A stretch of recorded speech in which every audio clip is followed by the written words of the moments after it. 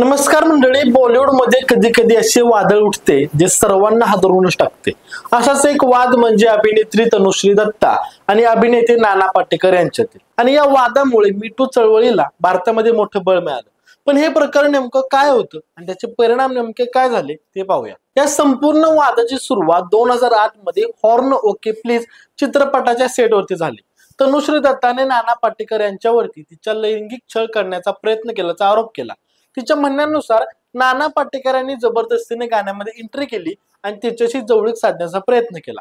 त्यानंतर तिने विरोध केल्यानंतर त्यांनी तिला त्रास दिला आणि या घटनेनंतर तनुश्रीने शूटिंग सोडले आणि बॉलिवूड मधून थोडासा ब्रेक घेतला। त्यानंतर जवळपास 10 वर्षानंतर म्हणजे 2018 मध्ये तनुश्रीने पुन्हा एकदा मुलाखतीमध्ये आरोप केला आणि यानंतर बॉलिवूडमध्ये खळबळ उडाली आणि मी टू चळवळ भारतामध्ये वेगाने पसरली।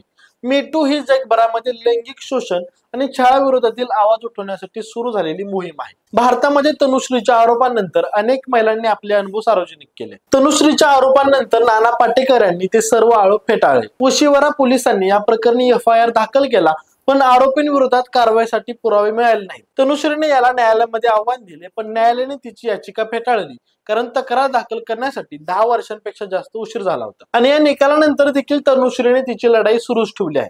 सोशल मीडियावरती तिने आज देखील तिला त्रास दिला जात असल्याचा आणि मानसिक छळ होत असल्याचा आरोप केला आहे। तिच्या गाडीचे ब्रेक फेल केल्याचा आरोप देखील तिने केला आहे। पण या संपूर्ण प्रकरणाबद्दल नेमकं तुम्हाला काय वाटतं?